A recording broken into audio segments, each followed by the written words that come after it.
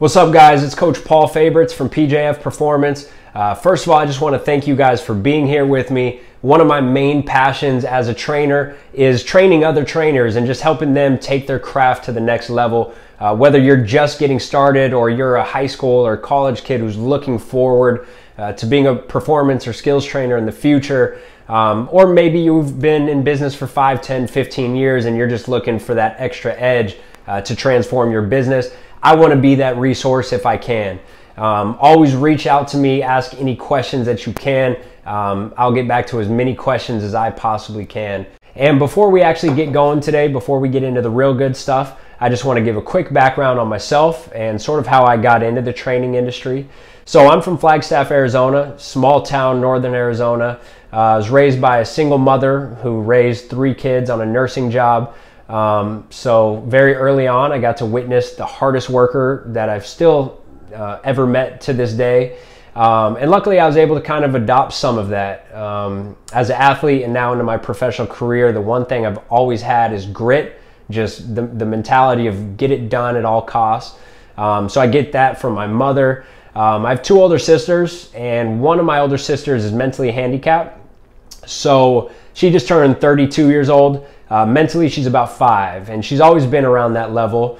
At a very early age, I had to accelerate my growth and just grow up because I had to help raise her. So while my mom was grinding at work, I kind of had to take care of my sister, get her ready for school, whatever I could do to help out my mom, and just be a good big brother, even though I'm her little brother. I wanted to give her the best life that we possibly could. And I think we were able to do that. She's had a great life, and she's motivated thousands of people with her personality and with her story. So a lot of any good characteristic traits that I have come from my experiences with Haley and helping raise her. I have a lot of bad characteristics, but all the good ones come from Haley directly. My oldest sister is 8 years older than me, and she was a star athlete, great volleyball player who went on to play at the collegiate level. And that's kind of where I got my competitiveness. I was always competing with her. I always wanted to top her. And she's also the one that got me into athletics and kind of piqued my interest, especially in athleticism and vertical jump. She would always be training early on in high school. I'm a little kid at this point, and she would be working on her vertical jump. And I would just sit back and watch, and I would take notes, and I just always wonder why. Like, why are you doing that exercise? Is there a better way to do it? If you did it this way, would you jump higher? So as a very young kid, maybe 10 years old, I was already very interested in training and kind of the science behind training, even though I didn't have the resources to actually study it. So she got me into training. I started training very, very young. I did every type of training system, training apparatus, from the jump shoes to Olympic lifting to power lifting. I mean, I've done everything. Never got great results through high school because I was so passionate about the game and I grew up with a basketball in my hands. I was able to become a really good basketball player by, I would say, my freshman, sophomore year of high school. Going into my junior year, I already had some good offers from big Division I schools, Pac-10, which is now Pac-12. And my junior year, I started getting injuries, just left and right. Only played like a quarter of that season. Had a good off season, got noticed by more schools, and it was still growing. Going into my senior season, I broke my shooting hand. Played through the season, and I still did well. I averaged 20 points. But at that point, coaches kind of backed off a little bit of like, this is a 5'11" point guard who is hurt every single year. And my Division I scholarship offers went away. So I had kind of put my whole life on the line for basketball. To me, the whole goal was go Division I, get an education, and then just go pro. I think probably a lot of you had that same goal. And obviously because of injuries, it couldn't happen like that. So I went to community college, and my thought process there is I'm going to go tune up on my skills. I'm going to get healthy, and then I'm going to go right back to the Division I level. Showed up at junior college. Day before practice started, I broke another bone, out for the season. I came back the next year to junior college and broke another bone, out for the season. And this is when I first started to think that, look, playing professionally might not be my future. Got into training. I said, okay, maybe I can prevent these injuries. So I kind of started this whole process of training myself the right way. I was going to school for exercise science. I started getting certifications because I wanted to learn and learn and learn. I got my ACE certification, and we'll go over this, American Council on Exercise. And I kind of put together this training program that started to work.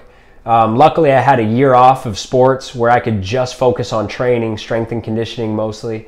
In that year, I put 12 inches on my vertical. I went from barely touching the rim to throwing down full windmill dunks.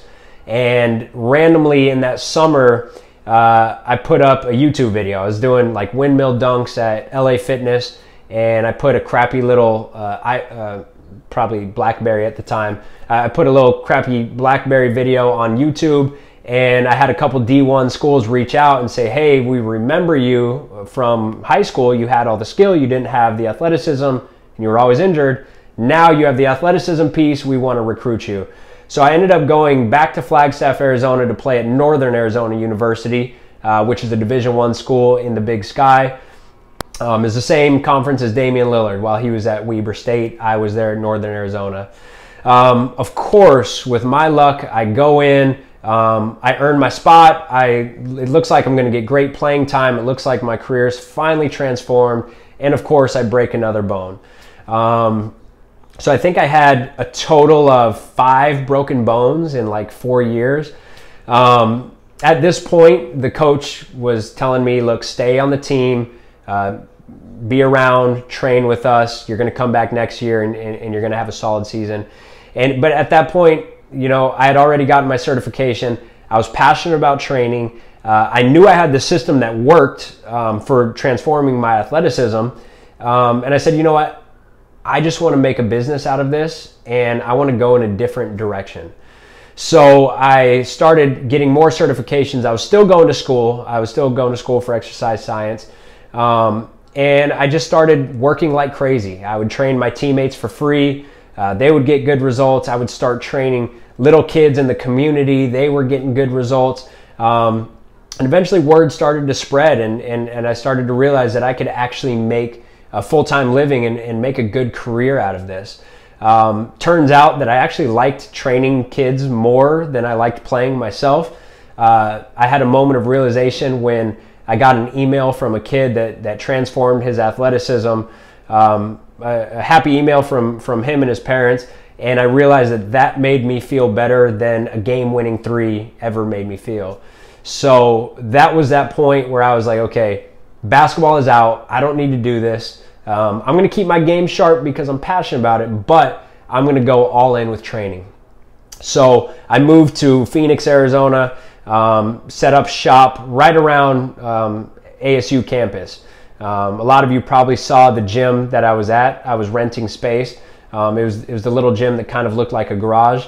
And I started my business. I started training youth athletes, and it eventually went up to high school athletes, and then college athletes started hearing about it. I took it to Instagram and started posting videos every day, ball handling, vertical jump tips, and my Instagram started to blow up. And then pro players started to find me, and I was very fortunate to get some pro players at a young age. I mean, I was still in school. My friends were still doing their internships, and I was already basically running an NBA training company. Released an online program that year, and it did very, very well. That kind of gave me the capital that I needed to open up my own gym. And I said, you know what? I see Phoenix being kind of a dead end for basketball training. So I moved to Anaheim, opened up a gym in Anaheim, California, where I'm at now, and never looked back. As soon as we got in, we hooked up with some GMs and some agents, and luckily they started feeding us players because they heard about the results that we were getting. and got some very big names, guys like James Harden. I started traveling with James Harden when he went on vacation. I went with him to keep him in shape. And from that came a lot of other stuff, because once you become James Harden's trainer, everybody else wants to train with you.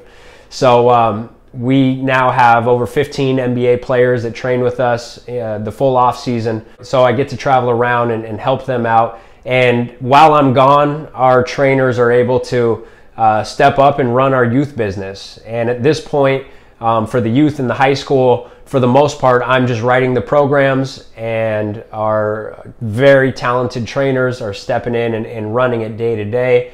So I'm finally at the point in my business where I can step away and it basically runs itself. So I've been very fortunate to kind of blow up my career at a very young age. I'm 27 right now. Do I think that this can happen for everybody? No, I don't think so. But if you do things the right way, and the stuff that I'm going to lay out in this webinar and future webinars, I think you can absolutely take your career to the next level and take it to levels that no trainer has ever seen before. I've been fortunate to be sponsored by some great companies that have helped me out along the way. Companies like Adidas, we have a full sponsorship with them. And they've really taken care of me and provided a ton of opportunities. So a big thing for me is figuring out what I did right and what I did wrong, and I just want to give it to you. I've been able to learn a lot in this short journey, and even though I've been very successful at a young age, I mean, I'm 27 right now, I feel like this is just the start, and I'm just going to keep going and going and going, and I want you guys to be right there with me, just transforming the industry. There's no reason for being a trainer who cannot make a full-time living. If this is your passion, you should be able to absolutely make a great living off it and change as many lives as you possibly can. At the end of the day, that's what it's all about. So let's get into it. First, I just want to ask you a question and really take this serious. Even though this is kind of cliche, I want you to take this question serious. What is your passion? Because I talk to a lot of young trainers who I mentor, and they say, look, I want to do what you're doing. I want to get into performance training or strength and conditioning, and I want to do exactly what you're doing. And then I kind of ask them, like, what are you passionate about? Like, as a high school athlete, what were you passionate about? And they're like, well, I love getting up shots, but I hated the weight room. Well, you're not going to be very good in this industry. Even if you learn the technical skills, you were never passionate about the weight room. Look, for me, like I said, with my sister, I was studying this stuff from an early age. 10 years old, I was already interested. All through high school and college, like, I loved the performance side of player development. So for me, I can pull an all-nighter. I can do these 6 a.m. sessions. Like, this does not bother me because I'm so passionate that I felt like I've never worked a day in my life. So even though it's cliche, I want you to find out what is your passion and then chase that with 100% of your focus and your effort. So there is more than performance training. In this webinar, we're going to go over performance training, strength and conditioning, but just keep in mind there are a lot of related professions. I mean, there's strength and conditioning, there's individual player development or skills training, there's actual basketball coaching, more of the X's and O's, there's physical therapy, there's athletic training, there's sports psychology, there's sports nutrition. So just because you're passionate about basketball or you're passionate about a certain sport or athletics in general, doesn't mean you have to be a performance coach. Keep that in mind, and I want to be able to mentor you regardless. I want to teach you how to start your business and grow your brand. So now let's talk money. And first of all, I want you to understand that money does matter. For a lot of people who are extremely passionate like me, the number one priority is helping as many players, helping as many athletes and people as I possibly can. The biggest reward in this industry is emotional. No amount of money will ever compare to that. Now, that being said, I know a lot of trainers who are super passionate and all they want to do is help, and they will fail because they don't take money seriously. Now, what happens is if all you do is study the science of performance training, you get really good at training, even if you're getting results with your clients, at some point you're not going to make enough money to make a full-time living and eventually support a family off this career. So you have to go get another job. And then performance training becomes your part-time thing. Now, if you want to do this part-time, completely fine. This webinar is more so how to make a career and how to actually make a lot of money off performance training.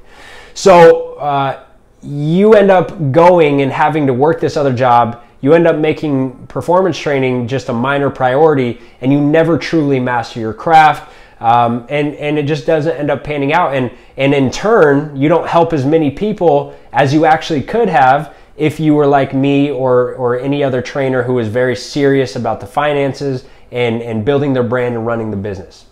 Now, let me just start off by saying this. Historically, strength and conditioning coaches make horrible money. I think the national average in 2016, I believe it was $39,000. $39,000. That is tough to make a full-time living and support a family on $39,000 a year. My favorite quote, one of my favorite quotes, is if you do things the way they've always been done, you're gonna get what you've always got. So if you do things the way that strength coaches have done for the last 50 years, you are gonna make crap money. You have to be innovative. You have to learn from people in the industry who are doing very well in their business, and you have to replicate what they're doing to really transform your business in 2017, 2018, 2019, where it's a completely different world where these numbers are going to start to go up because we can reach athletes everywhere in the world. I could send out an Instagram post and somebody in almost every country can view it. I mean, that's incredible. And because of that, we have to change our tactics and change the way that we build our brand. Now, that's a little bit out of the scope of this webinar. I just want to hit the tip of the iceberg right now. In our next webinar, we're going to go over how to make a ton of money in the performance industry and how to take your business from local to national to international, and how to get the pro players you want to get, and really just become the performance trainer that you dreamed of. That's what we'll be going over more in our next webinar. For now, I just want to go over the basics. So here's a brief overview of the different sectors in the performance training industry. So the first one is the independent sector. Second one is working for a training company. Third one is working for a team, or that fourth option is a combination. So there are a lot of trainers who do a combination of they work for a team, and then in the off season they're independent trainers where they run their own business. There are some people who work for a company and then also do their own thing on the side. So there's any combination of these four, but basically independent is what I do. You're running your own business.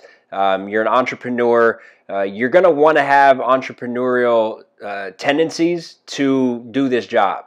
I don't care how passionate you are, how good you are. If you've never shown that you're an entrepreneur and that you've ever had an interest or a knack for making money, the independent industry is going to be really tough for you.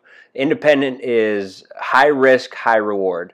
Working for a training company can be a lot more, I guess, balanced, where you know what you're bringing in every paycheck.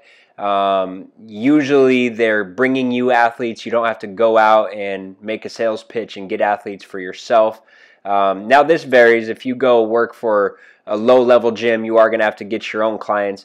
But a lot of gyms, say like Exos, formerly Athletes Performance, you can make a good, full-time salary, live relatively comfortably probably, and not really have to be a big-time salesman. You could just be a master of your craft, and you'll probably be good to go.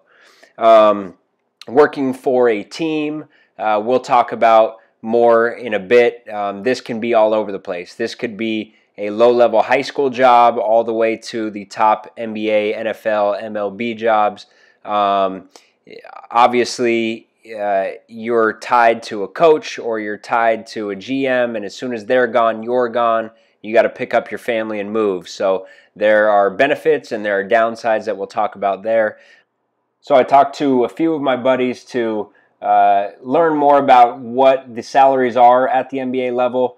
And basically what they told me is a head strength coach, it really varies, but it's going to be anywhere probably from 100 to 200,000 per year. Directors can make up to 200 to 350,000 a year. So if you're the director of exercise science, or every team has a different name, but basically if you're the director of the strength and conditioning program, you can make up to 350,000 a year. An assistant strength coach is going to be around 50 to 100,000 a year. Now, there's also playoff bonuses on top of that for those who are fortunate enough to make it to the playoffs. One of my friends said he's heard as high as 400,000 for a director and as low as 35,000 for an assistant. And then obviously at the NBA level, there's also internships. There's some people that intern for years and don't end up getting paid. So you could look at that as a benefit, or you could look at that as a knock on the NBA. I look at it as a knock because there is a cap. Anytime there's a cap, I feel limited, and my entrepreneurial spirit is immediately killed. Obviously, 350,000 a year is good, but for me, knowing that there's a cap and knowing that that you could be dropped at any time and have to move your family, for me, it's not worth it. But a lot of people that I know that are at the NBA level love it. Now, the other thing is the NBA is very different from a college job, like a Division I job. Division I strength coaches usually are extremely overworked. They usually have to balance multiple teams. It's very rare that you're just the basketball strength coach at a college. You usually have to handle multiple sports. Very early mornings, very late nights, but you can make a very good salary, probably comparable or maybe even a little more than the NBA strength coaches. So maybe like the Dukes, the Kentuckys, these guys are getting paid pretty well. And then obviously it could be, you know, Division III or junior college, where you're not really making enough to actually live, but you're in there just to get the experience and to just build your resume so that you can fight for those bigger jobs later on. The thing with the NBA is they know that they only have so many jobs and there's such high demand. Everybody wants to be an NBA strength coach, so they don't necessarily need to pay you really, really high like, you know, some other professions. They know that the demand is high. They know that six figures is a good living for a trainer, and I don't think that it's going to climb that much. Now, some of these teams, maybe you can go in and make a low six figures, but they allow you to run your business in the off season. Now the sky's the limit. Maybe they allow you to sell online products. Now the sky's the limit. Working for another company, I don't know many companies that pay their trainers six figures. I would guess that if you're going, and I don't know, but just from the people that I know who work for bigger companies, I would say you can make 50,000, 60,000, 70,000 a year. I've never heard of somebody making six figures working under a big company. Now, sometimes you can work under a big company and kind of run your own thing and have different revenue streams coming in, so that would be a little bit different. But I would say you're not going to hit the big time by going and working for another big company. And then the independent industry, being an entrepreneur, running your own business, you can make a lot of money. I know people that run their business that only make $15,000 a year and they're fine with that. I know guys that are in the millions every year. I can't really say my finances, that is a little sensitive, but I will say in college at age, I think 20 or 21, I was already making six figures. And it's continued to boost every single year. So if you make the right moves, you can quickly jump to a six-figure salary.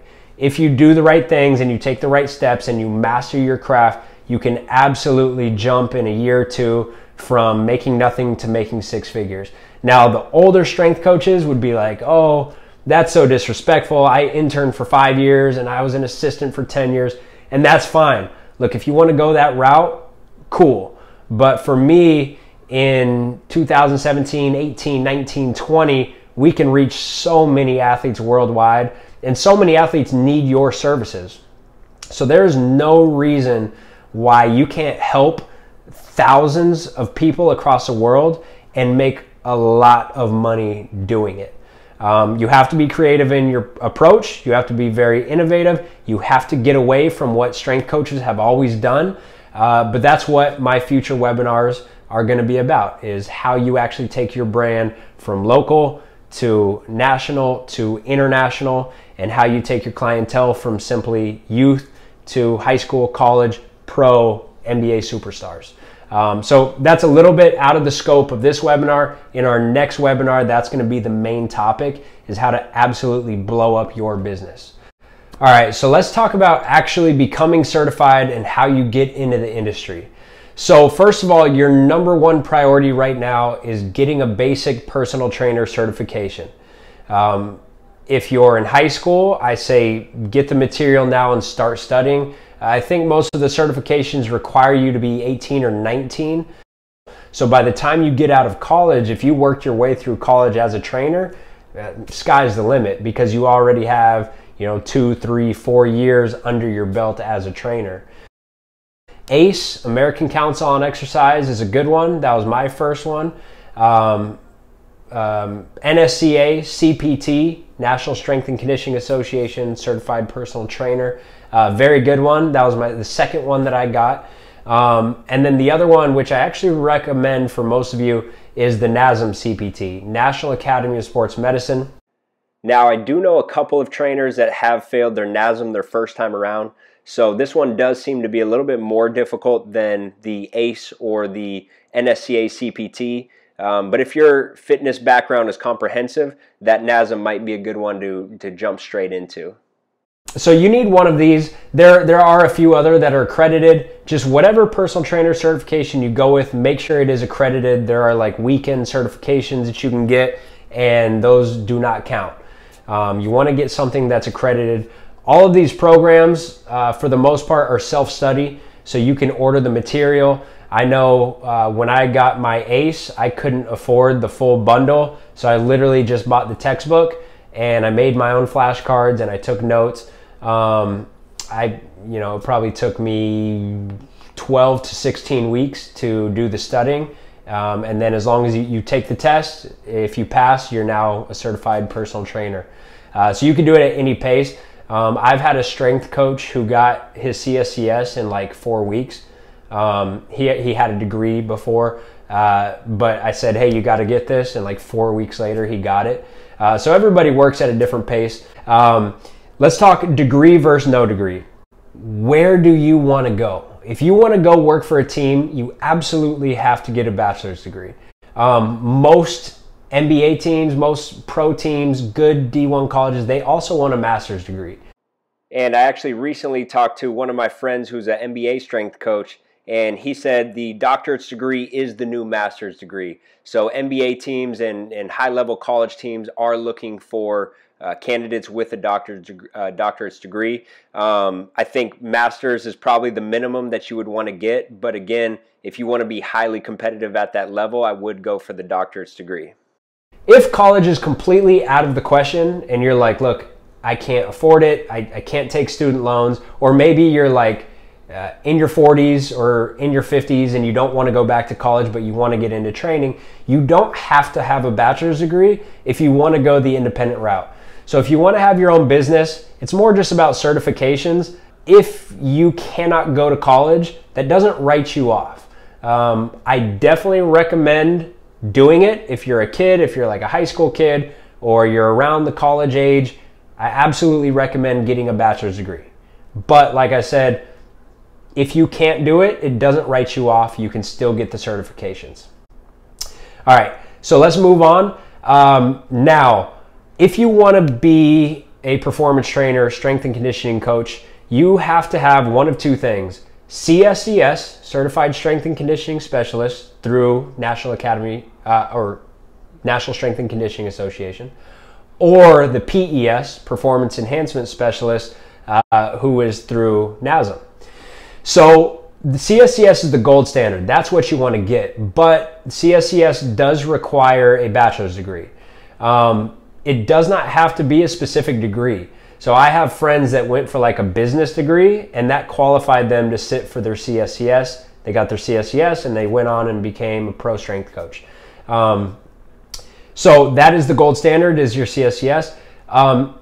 If you're one of those people that just cannot go to college for whatever reason, you can still get your PES without a degree. You just have to have a basic personal trainer certification that qualifies you. So if you get the NASM CPT, that then qualifies you to take the PES. And a quick note on that, to get the PES, you just need any basic personal trainer certification as long as it's accredited. It doesn't have to be the NASM, but because the PES is through NASM, I think that the information really overlaps. So that NASM CPT is going to prepare you for the PES a lot better than the NSCA would. But the NSCA CPT might prepare you better for the CSCS because it's the same organization. So a lot of that information overlaps. I think the PES is probably just as good information-wise as the CSCS. Like I said, the CSCS just is the gold standard. But if you're going independent, that PES is going to be fine. Moving backwards, actually, going back to the degree, if you can get a degree, I would recommend a kinesiology, exercise science, or exercise wellness. Something related to exercise is great. Not 100% necessary. Again, people think that, you know, I get all these questions of like, how did you learn that? What degree did you get? I didn't learn everything in my degree. It gives you the fundamentals. The real learning starts after college. The real learning happens in your own self-education, which we're going to get to.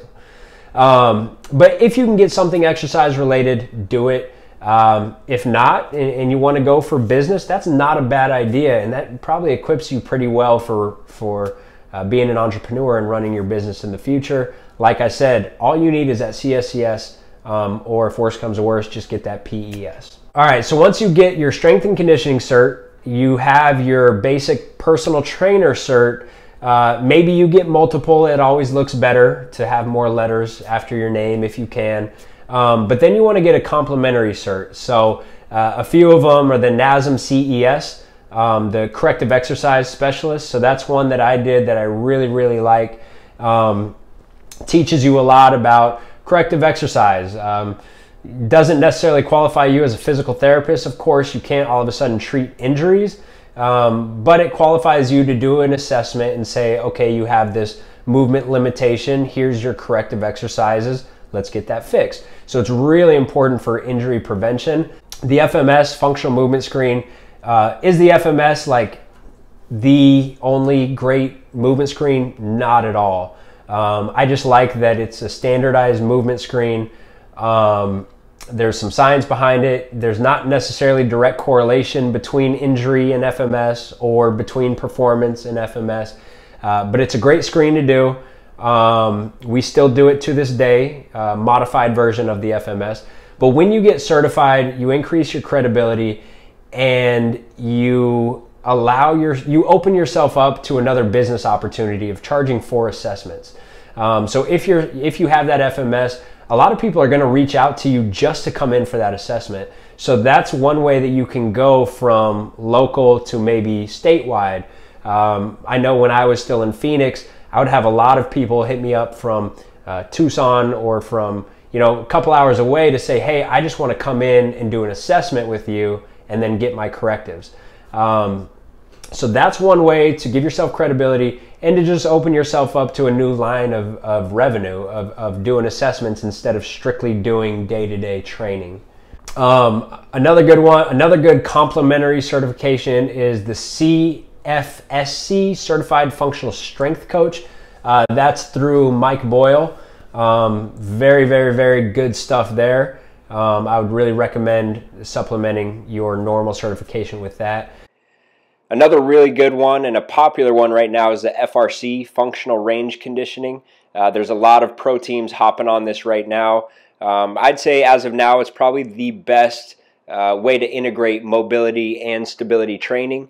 they're sort of getting away from traditional static stretching and basically teaching the nervous system how to unlock ranges of motion that static stretching could never give us. So it's basically learning how to control your end range, how to control your short range, which those areas are where a lot of injuries actually happen. So it's one of the most beneficial certifications that you can get for injury prevention in general. And you don't necessarily have to get the certification, but I would definitely get my hands on that information somehow. You can obviously do a basic YouTube search or Google search and get some good information. But if you want depth of knowledge, I would go after that certification or figure out how to get your hands on the information presented in the certification.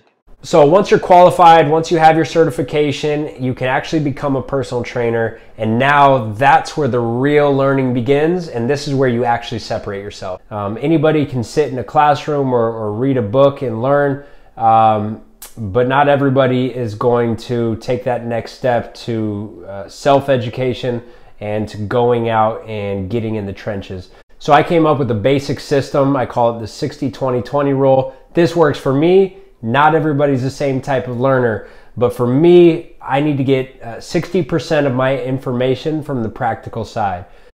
So practical involves movement. So training myself and training other athletes, going out to conferences, shaking hands, meeting people, talking shop.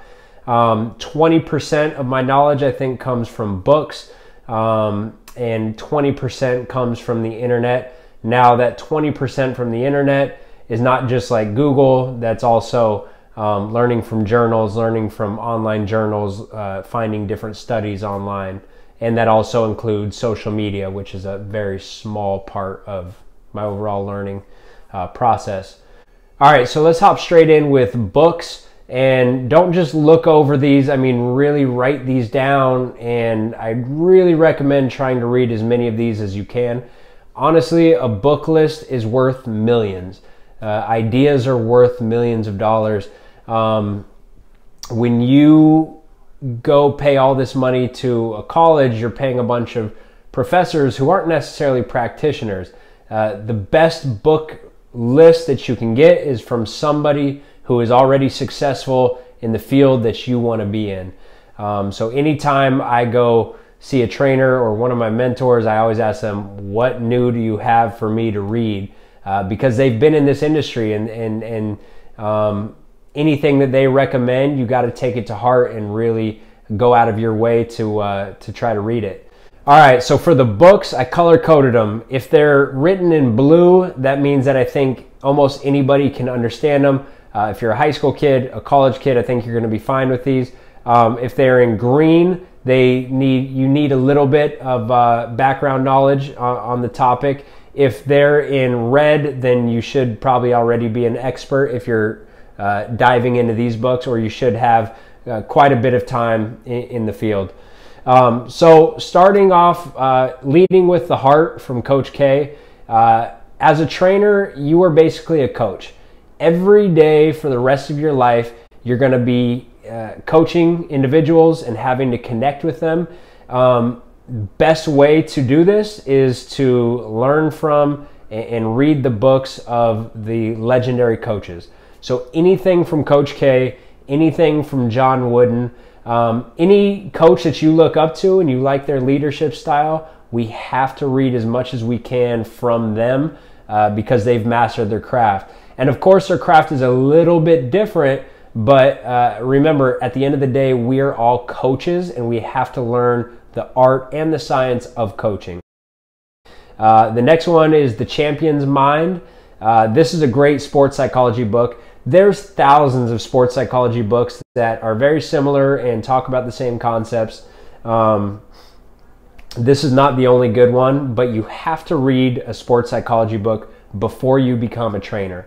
At the end of the day, we are working with the mind. We have to really be able to understand people, really be able to understand how people form habits, what motivates people, and what makes our clients tick. So The Champion's Mind, I like it because they give a lot of pro sports analogies. It's not just the science behind the psychology. It's really just practical, real life information from pro sports. The next one is Core Performance by Mark Verstegen. So Mark is the owner of Exos, formerly Athletes Performance. To me, anytime somebody's been extremely successful in the industry, I'm going to try to read everything that they've put out. So Core Performance is a very simple book. I think anybody who is an athlete could understand it. It's not necessarily deep into the science, so it's great for somebody getting into the industry. Athletic Body and Balance by Gray Cook, another one of those guys that it's like if they put it out, you got to read it. So he is a physical therapist. He is the founder of the functional movement screen that we talked about earlier. Athletic Body and Balance is basically like the training wheels to functional movement screening.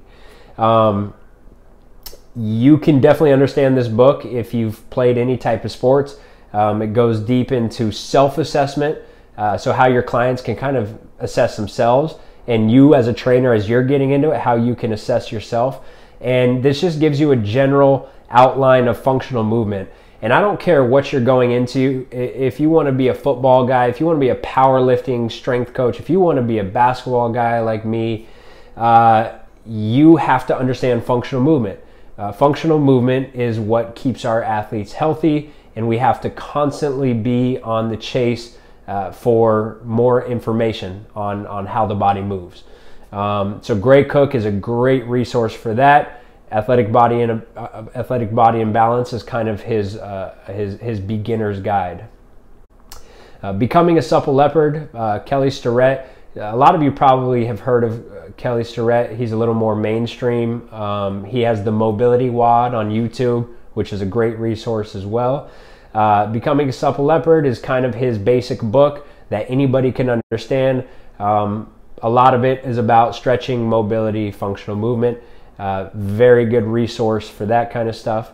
The next one, getting a little bit more difficult, but still not rocket science, is Movement, Functional Movement System Screening, Assessment, Corrective Strategies by Gray Cook. This is like level 2 to Athletic Body and Balance. Great book. If you're already a trainer and you have certifications and you're already knowledgeable, I would probably skip Athletic Body and Balance and jump straight into Movement. But if you're just starting out and you're unfamiliar with the concept of functional movement and screening, I would not go straight into Movement. I would start with his first book. And the next book that I really recommend, Advances in Functional Training, Training Techniques for Coaches, Personal Trainers, and Athletes by Mike Boyle. So this is another book that's not necessarily new. Advances in Functional Training is one of the first like big books when functional movement became like a big time thing, when functional training, I should say, became a big time thing, when the transition from like bodybuilding to let's get functionally strong kind of became popular. Mike Boyle is at sort of the forefront. The next big one I think you should read is Science and Practice of Strength Training, the second edition. So this is the fundamentals of strength training. I can't tell you how many trainers I've had, even like in our internship program, where they understand these advanced concepts a little bit because they see tweets and they see Instagram posts, but they don't understand the depth. And they never read full books, and they never read stuff like the Science and Practice of Strength Training, which is where we get a lot of our information from.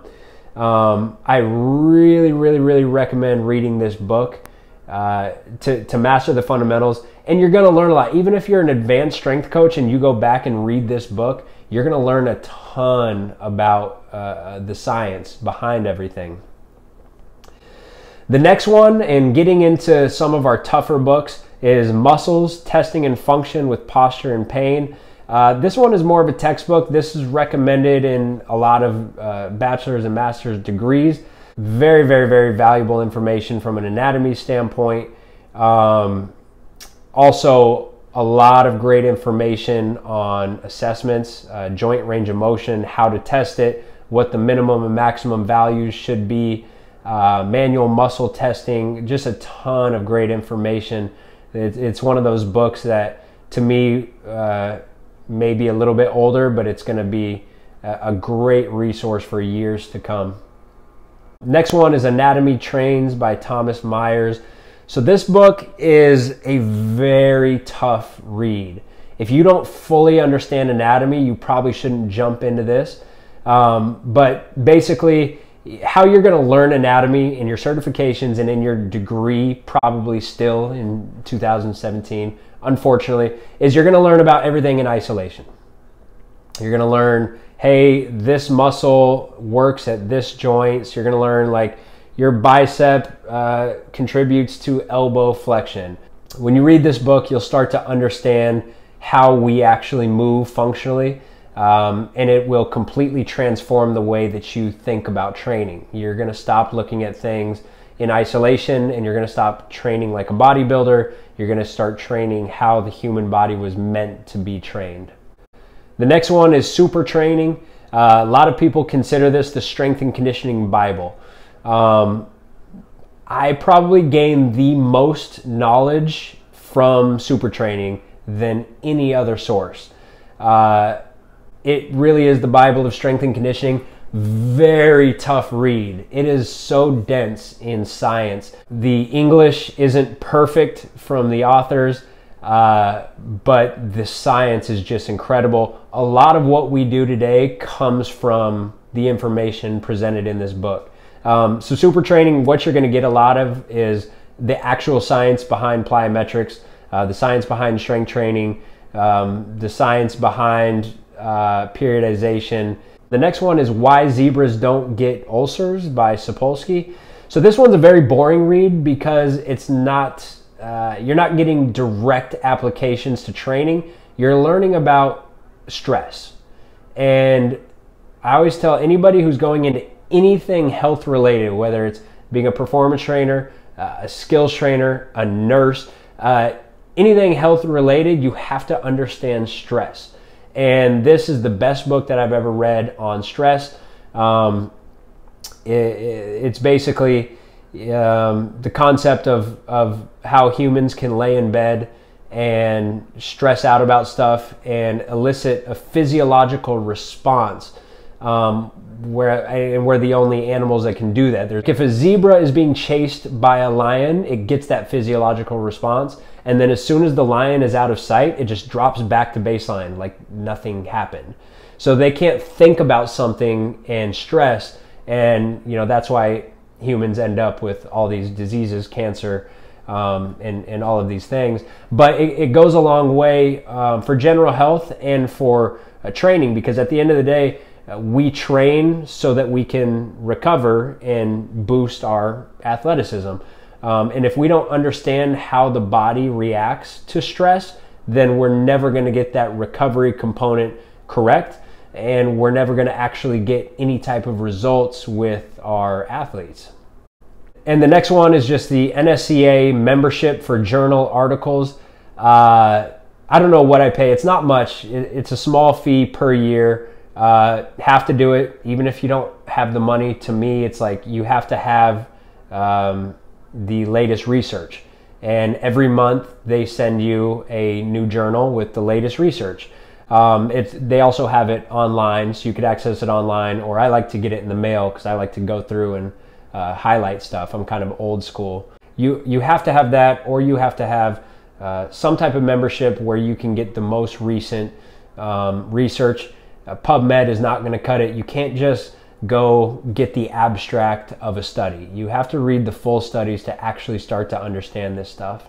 All right, now let's dive into the websites that I've learned a lot from, and I really recommend that you start to get on as soon as possible. First one is strengthandconditioningresearch.com. So this is ran by a couple guys, one of them Brett Contreras. Basically, they do the work for you on the research side. They break down all of the studies, the latest studies, and they give them to you in easily digestible pieces. So a normal study, say it's going to take me 30, 40 minutes to really read and understand. I can read one of their research reviews in 10 minutes. So I can get through a lot more research by having them do the grunt work for me. I think I pay like $10 a month for that. Completely worth it. Again, I don't care if you say like, I don't have this money. You have to find a way to get it. I never had the money to do this stuff, but I started subscribing to websites very early on when I was struggling to pay my rent. And it pays off. When you invest in yourself, your clients start to see that. You get referrals, you make more money, and that's how you build your empire. So that's a great one. I really recommend subscribing to that. The next one is strengthcoach.com, a very valuable resource. So this is from Mike Boyle. The thing I like about strengthcoach.com is the discussion board. A lot of the top coaches in the world go on there and just talk shop, just talk about training. Crazy amount of articles and videos that you can learn from. Might be $15 a month. I'm not exactly sure on that, but there is a fee. Bodybyboyle.com is like strengthcoach.com on steroids. So that's also by Mike Boyle. But this you have actual access to his like staff meetings, his in-service stuff. Big time people like Charlie Weingroff will come in and speak at his gym, and he'll record the whole thing and upload it.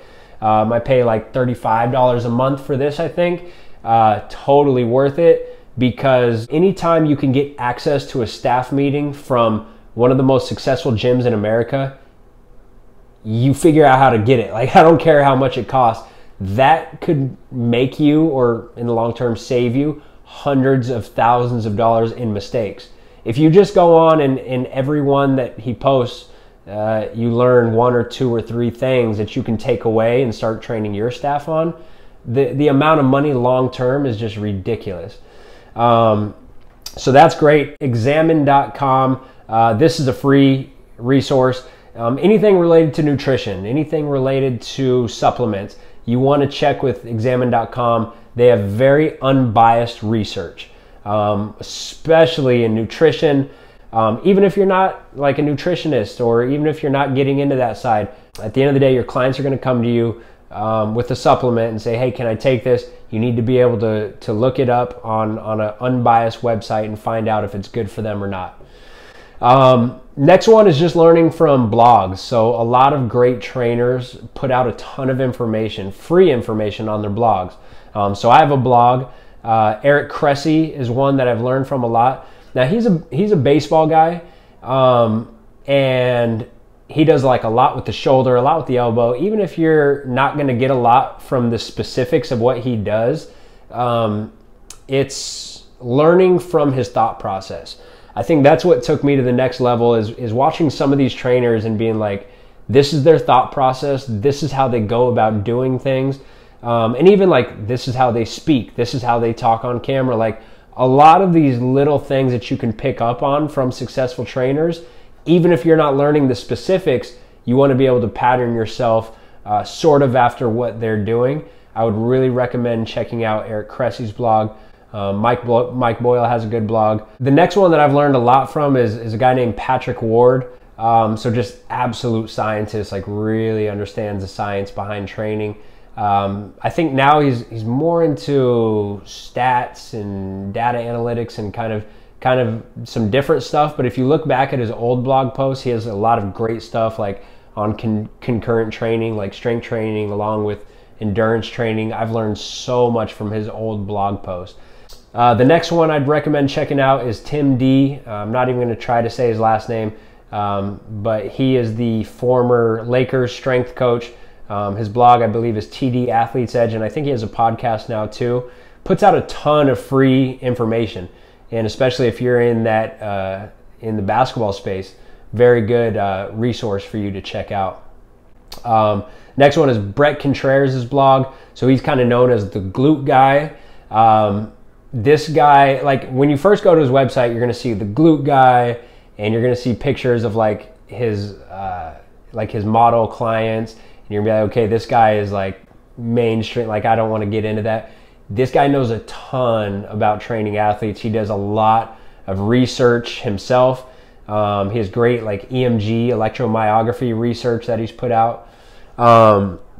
Really recommend checking him out. He's also the one that runs the strengthandconditioningresearch.com. So that's a great one. Precision Nutrition blog, another nutrition blog that puts out a ton of information. Precision Nutrition is kind of becoming the gold standard for nutrition companies. They're big time. They got a really good certification that you could look into if you want a nutrition certification in the future. Very good stuff, very unbiased, I would say. And then the final one is Alan Aragon, one of my favorite nutrition blogs. This guy dives deep into the science. I would say he's pretty unbiased. Really, really good stuff from him. So I would check that out too. So the other area that I put under websites is podcasts. Great way to pack in information. I'm in my car 40 minutes to an hour a day, so I can get 1 to 2 podcasts in every single day. I get more information now through podcasts than I even can through books. So there's a couple good ones there. I mean, there's tons of good ones. There's the FitCast, kind of more basic fitness, nutrition. There is Just Fly Sports Performance, I believe it's called, or Just Fly podcast. Very, very, very good.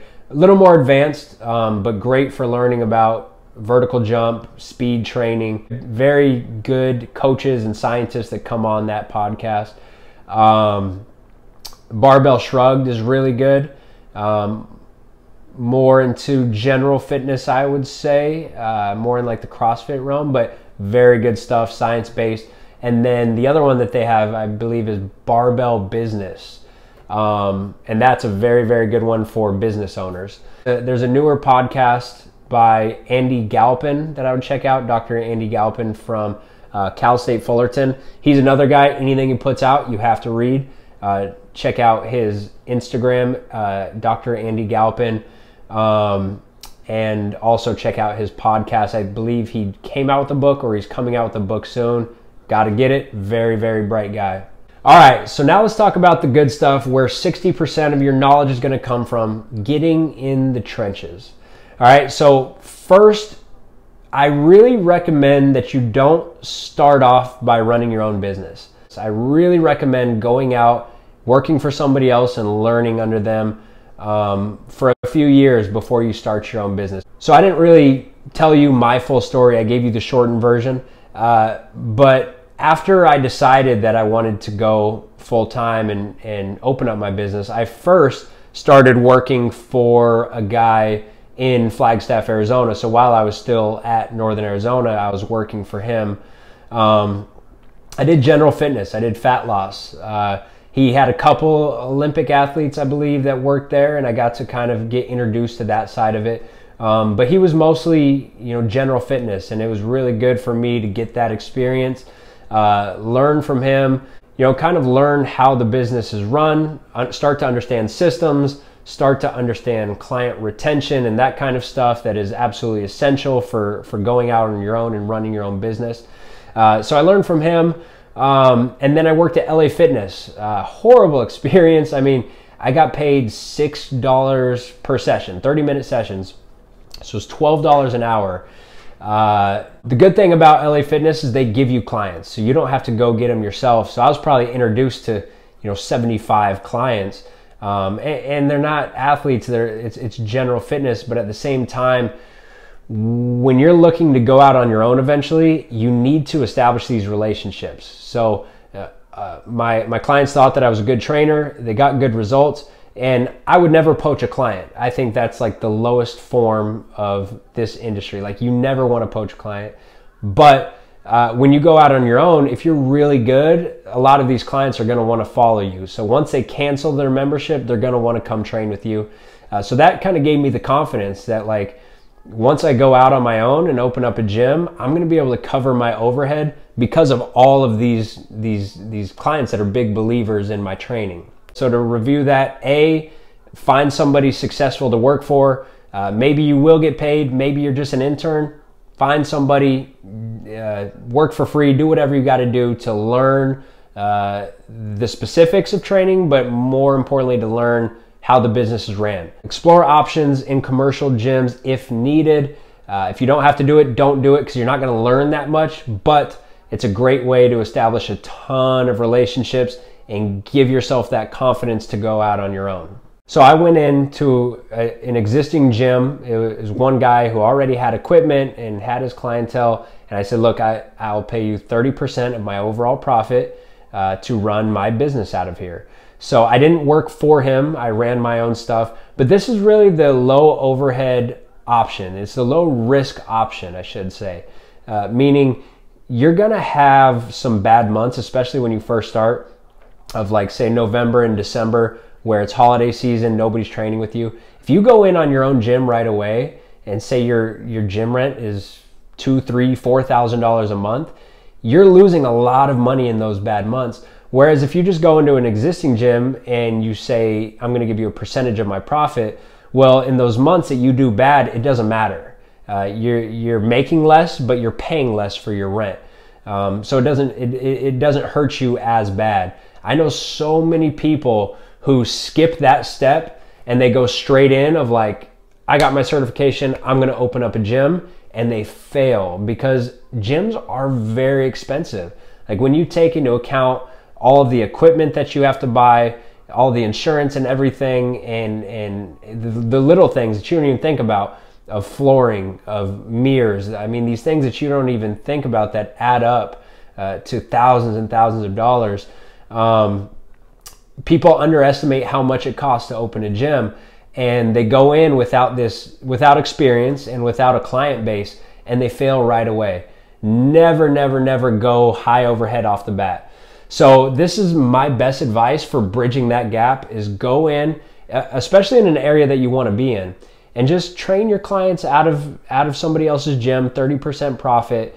And then at some point, your client base is going to get so big that you can calculate it and be like, look, I can easily afford this gym for $4,000 a month. You know, I'm going to make that back in a couple days. And at that point, then go in that direction. But don't be one of these guys that just opens up a gym blindly and goes under right away.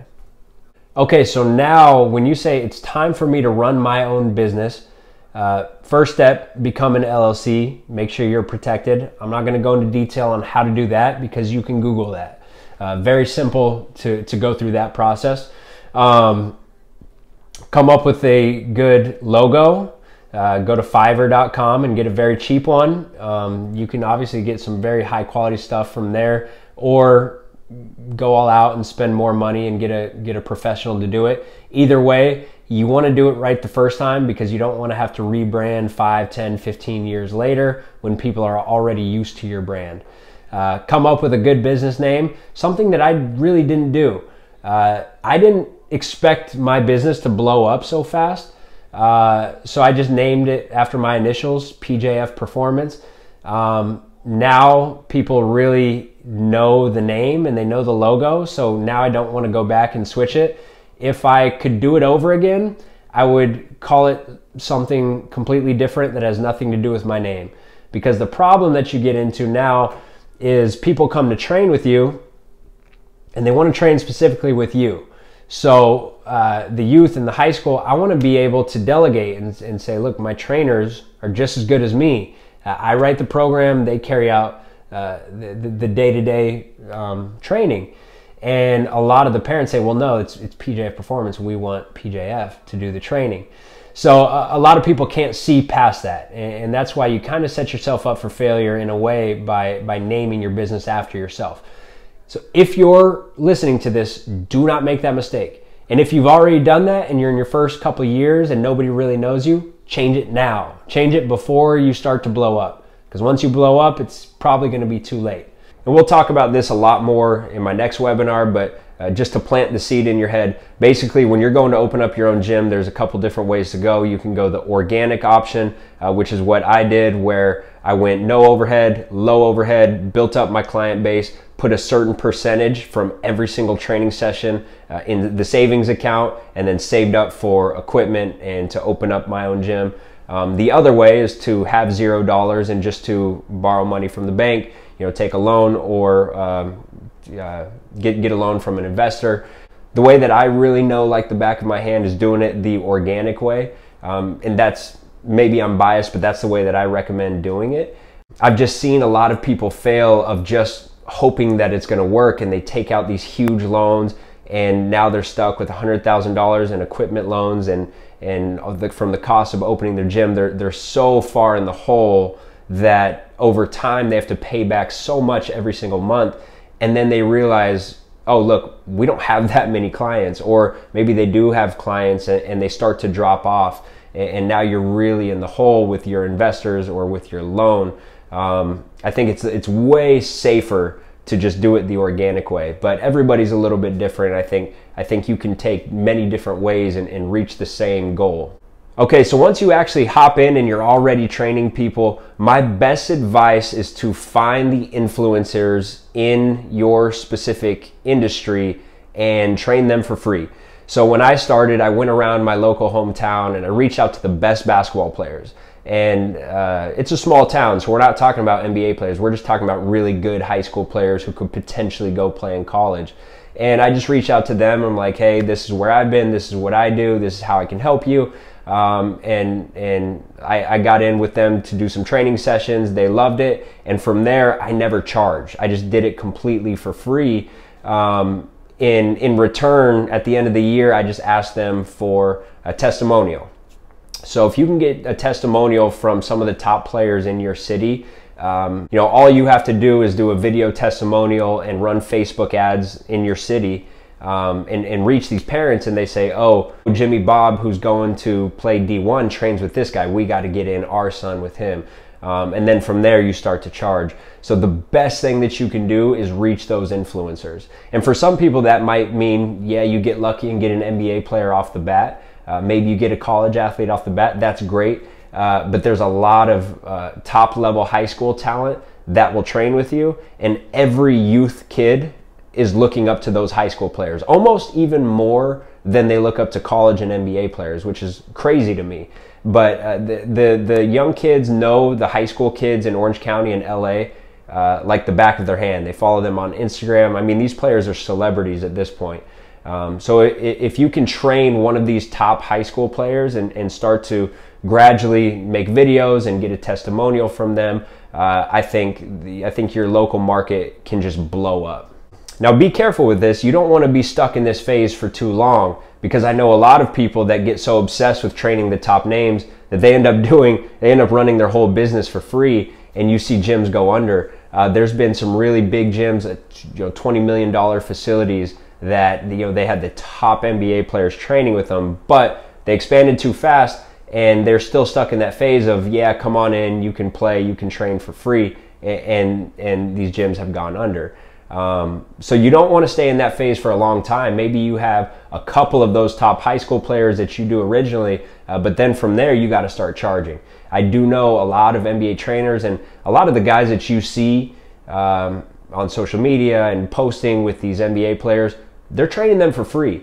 And a lot of times these guys actually go broke because they're flying across the country and they're getting in with these guys and they look great online. But in reality, they're not being paid for this, or they're being paid very, very, very little.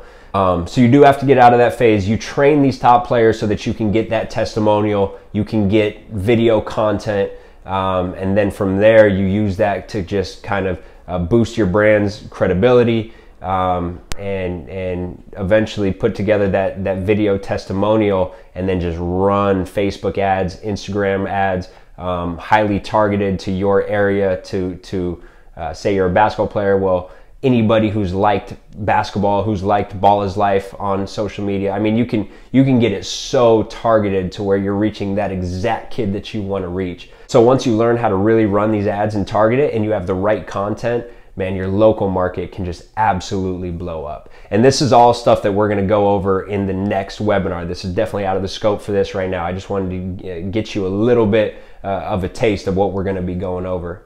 Of course, don't start to do that. Some of the best advice I got is never start to promote, don't promote a product if you can't fulfill orders. If you don't have that infrastructure to actually fulfill and take on that line at the door, then you're kind of setting yourself up for failure. So Never do branding before business. You want to have your business model. You want to be set. You want to have your gym that you're training at. You want to have your structure, whether you're doing semi-privates or your groups. You want to have everything down to a science before you actually start to promote. Otherwise, you're gonna waste a lot of money by posting, whether it's pay-per-click ads or reaching out to Instagram influencers. Whatever you're doing, you're putting a lot of money into marketing, and then you're not getting a lot back because you don't have the infrastructure to actually run a high-level training business. So it's always business before branding. Okay, so let's move on to online credibility. So this is an interesting topic, and this is what is going to change what we do in the future as performance coaches from what they did 10, 20 years ago. I think 10 years ago, if you got into the industry and you were just really good at what you do and you could talk well and you were a relationship person, I think you could do really well. Now in 2017, 18, 19, I don't think that that's enough. I think you have to have some sort of online credibility. You have to have a social media presence because that's just where the world is going. So there are a ton of great performance trainers that I know that you've never heard of, and they're not making a lot of money. Even though they're very, very good at their craft, they're struggling financially because they haven't kept up with this wave of posting to social media and establishing online credibility. So there's a couple things that you need to do. First things first, do not start to go crazy with Instagram and YouTube and get advanced with your posts and start putting out a ton of knowledge off the bat. All you need to do to start is create a basic WordPress website. So you could hire somebody to do it, or I just had a friend come up with a WordPress website, very simple, very basic, and it works just fine. You could do it for basically free or very, very cheap. And that's the first thing that you have to do is create that website. So with the weekly blogs, if you're not an expert and you're not a professional trainer yet, don't go on and act like you are. The internet is not something where you want to go on and fake who you are. There's a lot of people who shouldn't necessarily be teaching yet. They're not at that stage in their career, but that doesn't mean that they shouldn't be putting out content. So you can go on and repost stuff. My best advice for beginner trainers is just go on and repost some of the best articles that you read that week. So I used to do midweek must reads, and you can take that, please do. Midweek must reads, I went on, I think I took my 5 favorite articles that I learned from personally that week, and I just reposted them. So it's a way that you start to bring athletes to your page. Everybody that you know starts to go because you're providing value. You are now a source where everybody else wants to come. And you can do simple stuff like document your own training. Very good thing to do is just talk about what you're doing currently in training, what's helping you, what's hurting you, what current questions do you have. There's a ton of ways where you can just go on and provide value for other fitness professionals, but more importantly, other athletes and other parents that could potentially be interested in training with you. Okay, so the other thing with the website outside of the blog, you need to have every piece of information that clients would need. So it doesn't have to be anything crazy, but you have to have a tab that says training, and when you click on it, it has the address of your gym and it has a basic description of what you can offer and how to contact you. I'm amazed when I go to some websites and it's like I'm so confused, like I can't even contact you. I don't know what you offer. Your verbiage is very confusing. So just make sure that it has all the basic information you need for your training, and then it has your blog as well. The next step after you have your website, I think, is to blow up your social media. So you know, the platform that you go big on, I don't think it really matters. Instagram is obviously huge right now. Facebook, I think, will always be big. Twitter, you'll want to be on that. It's kind of dying off. And then YouTube is one that I think will just always be big. The ones that I went all in on were YouTube and Instagram. I don't think you want to go all in on one platform because technology is constantly changing. Something could pop up and all of a sudden that platform's not popular anymore, and you poured all this time and energy and dollars into that platform. So you want to kind of spread it out a little bit, but I would say at least pick two. So I picked Instagram and YouTube. I don't have the time to go on and tweet, and Facebook is very simple because you could just link your Instagram account. Okay, so first let's just talk about content. Don't launch your platform and then post nothing. You have to be consistent. Aim for daily posts. Honestly, there was one point in time where I think I was posting 2 or 3 times per day, and that just really boosted things, and I grew so fast because of that. I don't necessarily have the time or energy to do that much anymore, but I still try to get up at least once a day. But consistency matters, quality matters. Do market research. Don't copy exactly what somebody else is doing. I mean, there's a million trainers that are already doing certain things. Find out kind of what differs you. And not only from like a teaching standpoint of the specifics, but what differs you from a personality standpoint. Because you want to show a little bit of your personality within your teaching, within your training that you show on Instagram. I think one of the things that really makes people grow on Instagram, when you look at all the different trainers, they all kind of have their unique thing, their unique style, and anybody who's trying to replicate exactly what a certain trainer is doing, everybody else kind of sees through you right away. So be yourself, like honestly. It's okay to pattern yourself after another trainer a little bit. I mean, I do it. I think every trainer looks at different qualities and says, okay, I kind of want to pattern myself after him or her, but I got to imitate and then innovate. And if you don't innovate, then you're just going to be a copy of so-and-so, and you're never going to actually get a lot of respect and credibility in the field. So be yourself, post frequently, post good content. Don't be afraid to post your secrets. I have a ton of good stuff that I come up with that I just give away because it all comes right back. I've had a lot of people, mentors say like, look, you're giving out too much of your information, and I respect where they're coming from, but the more information I give out, the better my business does, because the information is out there. Like that information is going to get out one way or another, whether it's from you or whether it's from somebody else a couple months down the line. Do you want to be the one that's helping and the one that's looked at as a professional, or do you want to be the one in the back who holds all their secrets and never actually gets noticed? So that's one of the things that I think trainers really make a mistake on. They're afraid to give out their knowledge. Give out as much value as you possibly can, and I promise you it all comes back. Now, the next thing is, how do we actually blow up our social media accounts? Because a lot of people want to tell you, oh, it's all about posting good stuff and posting frequently. It's not. There's secrets, there's tips that you need to know. This is one of the main things that we're going to cover in my next webinar, because when I talk about going from local to national to international, this is what you need to know, is how to blow up on social media so that every time you post, there's somebody in every single country seeing your stuff and wanting to buy your program.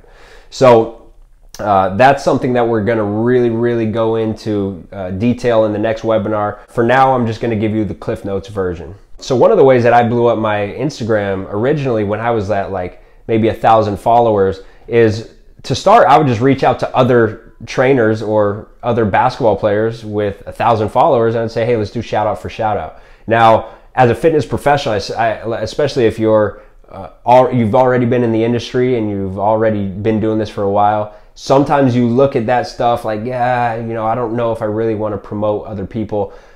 Don't do it if they're posting scammy type stuff. If you don't believe in what they're doing, then don't do this, because this can ruin your brand. But if I find another trainer who I actually believe in, sure, I'll go shout out for shout out. I'll tap into your market and you can tap into my market. At the end of the day, none of us are competing. There's no such thing as competition now that we can reach China and we can reach Russia at the tip of our fingers. There's plenty of athletes for all of us to go around. So start just grinding. Get in the DMs of everybody that's at your follower count and go shout out for shout out. The next step would be reaching bigger pages. So you could hit up a page, say an NBA page with 100,000 followers. They basically post NBA content. You know that a lot of basketball players follow them, and say, hey, how much for a shout out? 100K, you know, maybe $10, $15. Like, it's nothing. When you sit down and you break down what like pay-per-click would cost on Google, what pay-per-click would cost on Instagram or on Facebook, and you compare it to the likes, the views, the follows, and the follow-up sales that you can get from reaching influencers and random pages like this, it doesn't even compare. For me, I probably get 4 times the return reaching these influencers compared to going the traditional pay-per-click way. So if you're comfortable with doing that and you got a little bit of cash, start to reach out to these bigger pages. I know when I started doing it, I was still eating Top Ramen in college, and I definitely didn't have the money, but I would go do a training session and I would say, I'm pretending like I'm not making this money, and I would put that directly towards an influencer shout out. Early on for Instagram, if you got a shout out from a 100K page, I mean, you'd gain like 1,000 followers, just ridiculous. The numbers have died down. It's probably less than half of what it once was, but you can still get a ton of eyes on your work just from reaching these different pages. Now, what you have to look at with your social media is, do you want to blow up locally or do you want to blow up nationally? So sometimes I've seen people blow up nationally, but they don't have any way to service them. It's like all they offer is in-person training, and you're not going to get that many people off the bat to travel across the country to train with you. So you're spending all of this money in blowing up your followers, but they're just followers. They're just likes. Like, they're not actually turning into dollars. For you, if all you offer is in-person training, blow up locally. So for that, I would reach strictly influencers in your city, and I wouldn't worry about follower count. But you know, there's mixtape services that do like high school mixtapes. Reach out to them. They probably have a page. Maybe it's only 10,000 followers. That's fine. You're reaching the right demographic, and the shout outs are gonna be very cheap.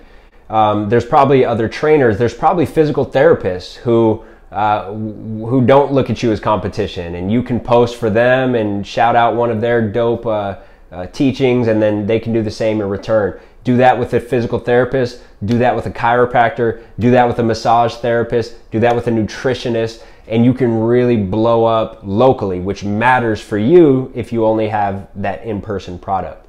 Then the other way that I would spend my money if I'm planning on blowing up locally is Facebook and Instagram ads.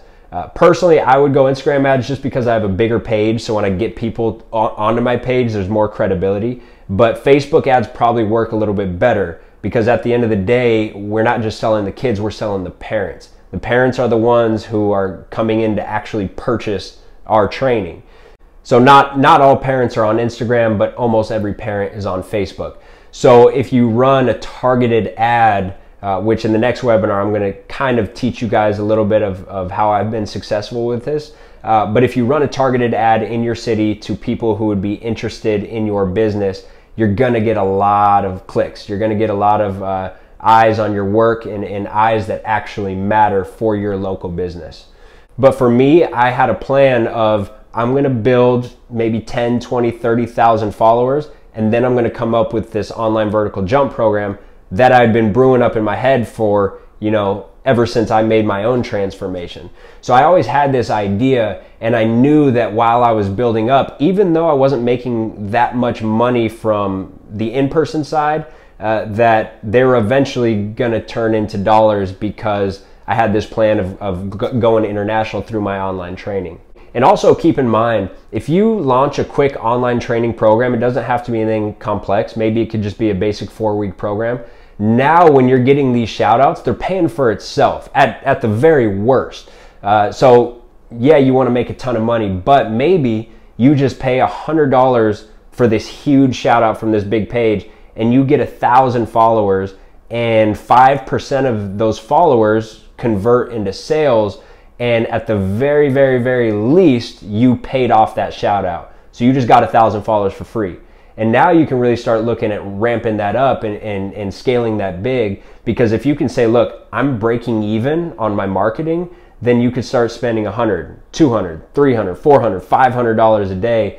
Again, you got to be very careful with your numbers, because a lot of people would think that they're breaking even, but they're not taking everything into account, and they're actually losing money. You can get into trouble there. But you know, if you can break even because you have this online training, then you can just market and just blow up and have this full-on empire. And for those of you that are looking at blowing up international and gaining 100, 200, 300, 400, 500,000 followers, I'm going to give you the list of pages that have worked for me.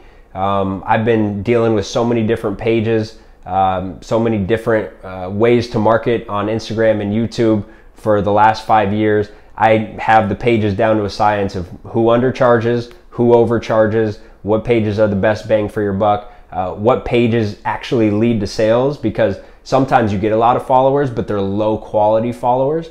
So I have this kind of, in a way, down to a science, which is kind of a weird science, but I've dealt with so many pages and I've tracked everything along the way. So I'm going to actually give those pages to you and let you know how to contact them, so that you can start to really build that big following. To me, once you sort of get the formula for blowing up on social media, your social media followers will have a direct positive correlation with your grind. If you're willing to really put in the work and grind and make social media and content a priority, you will absolutely gain at a very fast rate. If it's not a priority for you, then you're going to really struggle. And a lot of the people that I've done consulting with in the past, the trainers that I've done consulting with, they're like, man, I'm just too busy, you know, I can't get on social media. And I always tell them, this is the future. Like in 5-10 years, I think the majority of a trainer's profit is going to come from online or from consulting work, because the technology is there where we can deliver a high quality program to somebody else in a whole different country, and that is scalable. As trainers, we have to look at our business like, can I go to sleep and make money? If I get injured, if I mess up my knee, you know, can I still make money, or does my business go under? When I'm 40 or 50 and I'm burnt out and I can't demonstrate a box jump anymore, can I still make money? And blowing up on social media and having these online platforms is one of those things that is just very scalable, and it can be very profitable in the long term. You cannot look at your business like, hey, I'm making a ton of money. I don't care if it's $100,000 a month. If it's in-person training and you have to show up to make money, it's too late. You already lost, because it's only going to last for so long.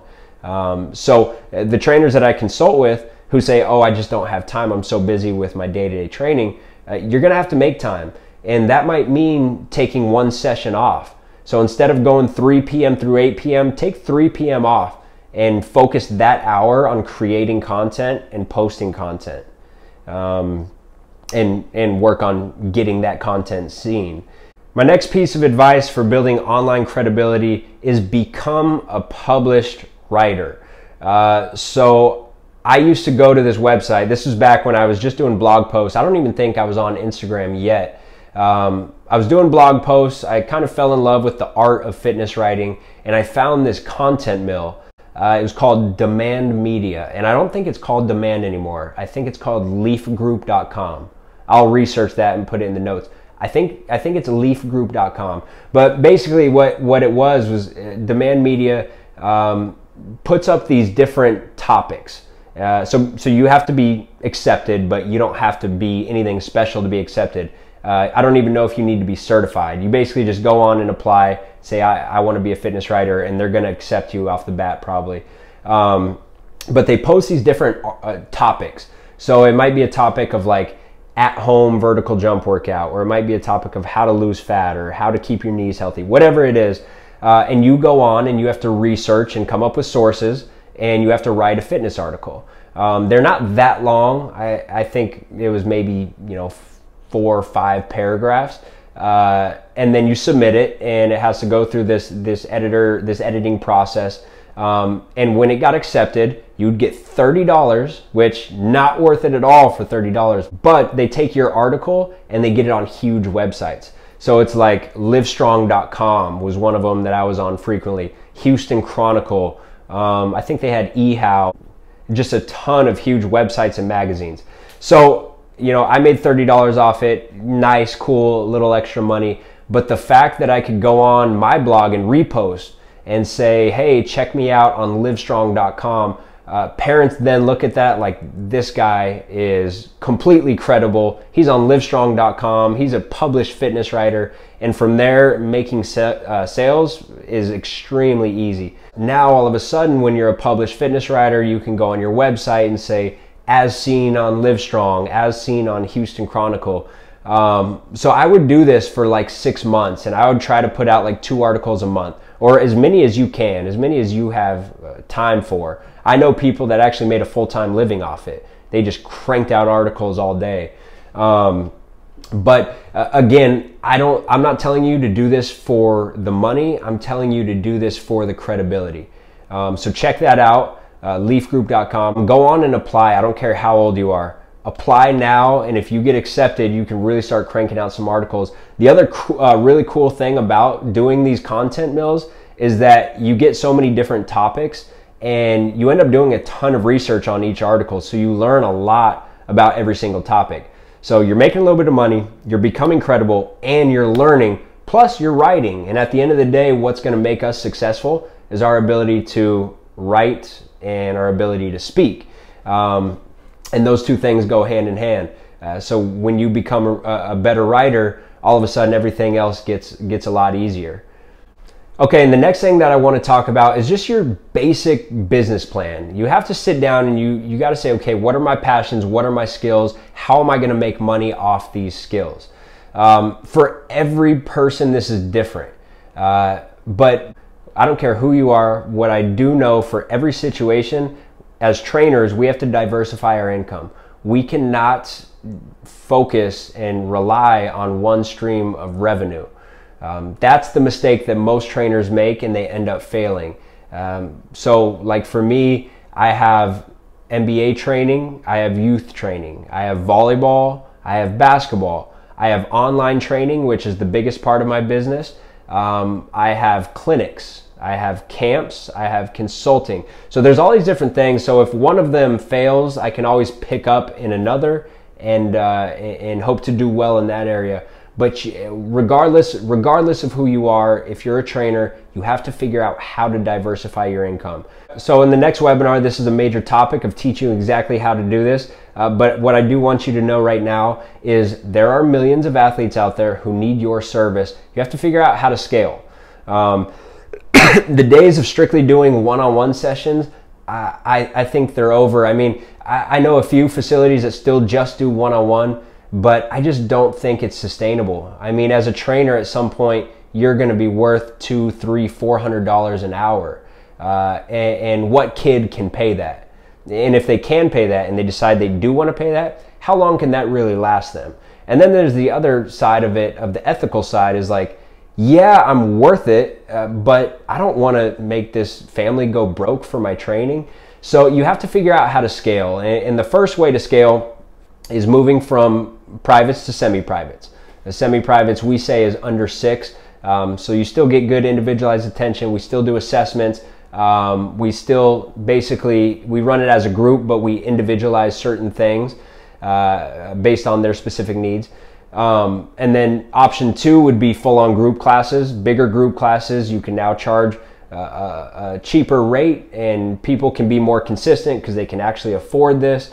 And this is where you're going to make a lot of money as a trainer, is your group classes, because you could fit 10, 15, maybe even 20 in a class if you have coaches helping you out or interns helping you out.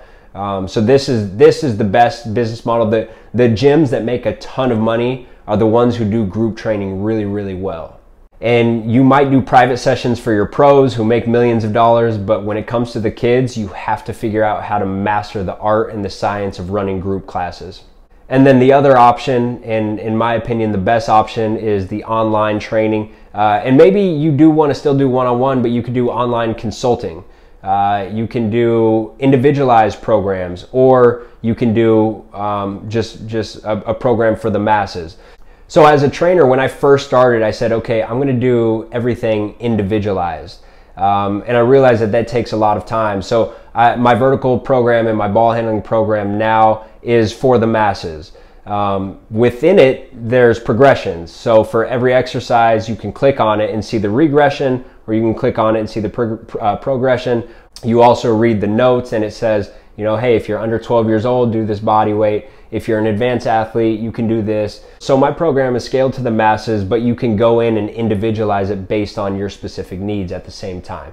So what keeps a lot of trainers from doing this is they're obsessed with assessing each individual. And this is something that I was obsessed with when I first started. That's why I first started with strictly doing the one-on-one online programs. But you get to this point where you train enough athletes in person and you talk to them about their history, and every basketball player has done Air Alert. Basketball players are still training with the jump shoes. They're doing these plyometric programs that are 5 days a week with no progression, just high volume, just tearing up their knees, or they're not doing anything at all and they're going out and playing basketball and accumulating millions of pounds of force in their knees over a summer without any type of strength training to help them absorb those forces. And you're trying to tell me that you're not going to help them because you want to do individualized training? They can't afford your assessment. They can't afford your one-on-one training. So what, you're only going to help out that 1%, the richest kids? I mean, look, you can't assess everybody for $10. You're going to go broke doing that. How you reach the kid that can't quite afford your assessment is these online one-size-fits-all programs. Do your best, obviously, like I do, to individualize it. But at the same time, if they're not doing my program, I know that they're out doing Air Alert or they're doing the jump shoes and they're messing up their joints and they're taking years off their career. So before you get obsessed with the details over the individual assessments, take a step back, look at the big picture and say, I want to provide a good, affordable solution. Not only is my online training the most profitable side of my business, it's also very rewarding emotionally because I get emails from kids who simply can't afford a personal trainer, and they now have access to a professionally developed program, a year-long strength and conditioning program. So you get these emails and you see the results that all of these kids are getting in all these different countries, and it's very emotionally rewarding as well as financially rewarding. So how you actually launch a really good online program is going to be covered in detail in the next webinar, and I'm going to give you the website that I use, who white labels it. So if you go to my website, now it looks like it's all PJF Performance app. You could search in the App Store PJF Performance, but it's white labeled. So basically somebody else did the work, somebody else, another company put millions of dollars into their app and their online platform, and now I just get to white label it and make it look like it's mine, so it's a little more professional. But and I do this for a very small percentage of my overall profit that really just can't be beat anywhere else. So I'm going to give you the name of my partners and how to contact them and how to get set up with your account and just start putting out content. Whether it's a single cell program, 4-week program, or you do like me and build out a whole year and you get that recurring revenue. However you want to do it, I'm going to go over the next webinar step by step, how to launch this program, the best way to do it, and then also how to market that program. Okay, the other thing with diversifying your income is you may not be a specialist off the bat, and actually I'd recommend being a generalist. Like when I first started, I was doing fat loss, muscle building, basketball training, I trained hockey players, I did everything. And it gave me a good perspective for everything, and it really taught me that, look, I'm best with basketball. We're getting the best results with vertical jump, explosiveness, speed. So that's the avenue that I should go down. But I really wouldn't recommend starting off and just saying, like, all of a sudden I'm certified and now I'm a basketball specific performance coach. Be a generalist and really learn the ropes before you end up specializing. And then the other thing is, when it comes to diversifying your income, now you can train athletes, but you could also do general population. At the end of the day, there's always going to be an overload of clients in the general pop because America is very, very overweight, and there is always going to be somebody that you can help out with that. And my experience with helping clients with fat loss and body transformations, so rewarding. Honestly, if you can help transform somebody who is on the road to diabetes and heart disease because of their weight, their eating habits, their exercise habits, and you can go in and teach them the right habits and change their life, that's one of those things that it's like, I don't even know if training an athlete can amount to that much emotional satisfaction. So do not write that off. Even if you're not extremely passionate about that stuff, don't write that off. And remember, you're going to see months, even if you're a good performance coach and you're well known, you're going to have months where you just don't have that many people training with you on the athlete side. And in those months, you want to have the skill set where you can reach out and say, hey, we're doing a fat loss transformation, 8 weeks, get in right now. Those will always fill up. I think if you market the right way, you can always get general population clients in your gym. The other thing to consider for diversifying your income is you have to look at, okay, so let's say you are going to be specific to athletes. Well, what sport? Are you going to do one sport? Because you have to look at it like, look, pros, you're only going to get for 3 or 4 months. Unless you're doing more consulting where you're traveling around to see them, you have to get creative to be able to afford to do that. You might have to get in their shoe contracts, which is a good possibility. So if you do that and you're backed by bigger companies who support these NBA athletes, then great. Don't worry about anything else. You can just travel around and do that. But 99% of you are not going to be able to do that. And you have to look at it like, do I want a pro training business? Because that's only 3 months out of the year. So even if we do really well, we still have to figure out how to make money in the other 9 months. So the other option, if you say, look, I just want to do pro training, and maybe you're really good and you have ins with certain people. If you're only going to do pro training and you're not going to dip into working with kids, then you need multiple sports, because if you're just basketball, what do you do in the other 9 months? Well, maybe you do football, maybe you do baseball, and all of these seasons kind of offset each other. So that's an option, and I do know some facilities that do really well by training 3 or 4 sports, and they keep their facility busy year round. The more realistic option is doing what I do, where I do NBA, college, high school, and youth. Something to keep in mind with the college market, great for promotion because these are the next big stars. You know, some of them are the next big stars at the NBA level, but there's not a lot of money in college. I mean, anybody who's in college or anybody who's graduated from college, you remember how broke you were. You're not going to be able to get a lot of money from a college kid. High school is a little more affluent. Parents are willing to pour money into their kids and invest in them to get them to the college level. If you're going to be, basketball only, keep in mind you're only going to get them for 6 months. And realistically, with where AAU is going, that might be 5 months, that might be 4 months, because now they're so busy that they have multiple practices every week. They have a tournament every single weekend, and they're sore the whole week, so they can't come in and train with you 3, 4, 5 days a week. So that becomes an issue where they prioritize AAU over training. So obviously through high school season, they're not going to train with you. They're too busy. And then there's certain summer months where they have high school ball, and then they also have their club teams. These high school kids are busier than ever, which is not good for your business as a performance coach. So I definitely wouldn't rely just on high school. For high school athletes, I love it because I have the basketball. When they're in season, I have men's volleyball. And then when they're in season, I have women's volleyball. So everything kind of offsets each other, and I'm able to make it work year round. But I definitely wouldn't write off being a generalist and training every type of high school athlete. Now, here's the key. Here's the most important piece of diversifying your income for in-person training. Youth is everything. Youth is year round. So yeah, they're busy now with their club stuff, but at the same time, they don't have to go play high school basketball for 4 or 5 months. They are yours year round. So if you get a 5th grader, you do a really good job, and they have a parent who can afford your training, you might have them for 5th grade, 6th grade, 7th grade, 8th grade.